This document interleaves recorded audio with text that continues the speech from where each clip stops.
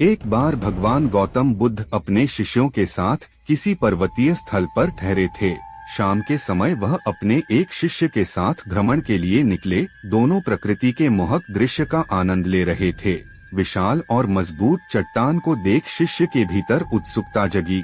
उसने पूछा, इन चट्टानों में तो किसी का शासन नहीं होगा, क्योंकि ये अटल, अविचल और कठोर हैं। शिष्य की बात सुनकर बुद्ध बोले कि नहीं, इन शक्तिशाली चट्टानों पर भी किसी का शासन है। लोहे के प्रहार से इन चट्टानों के भी टुकड़े टुकड़े हो जाते हैं। इस पर शिष्य बोला, तब तो लोहा सर्वशक्तिशाली हुआ। बुद्ध मुस्कराए और बोले, नहीं, अग्नि अपने ताप से लोहे का रूप परिवर्तित कर सकती है।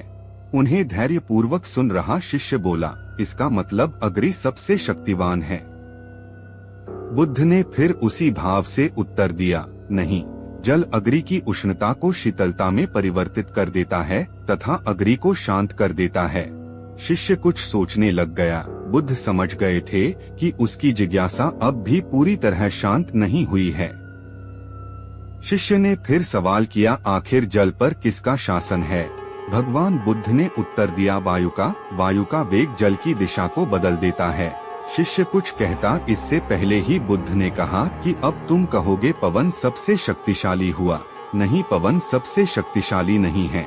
सबसे शक्तिशाली है मनुष्य की संकल्प शक्ति, क्योंकि इसी से पृथ्वी, जल, वायु, अग्नि इत्यादि को नियंत्रित किया जा सकता है।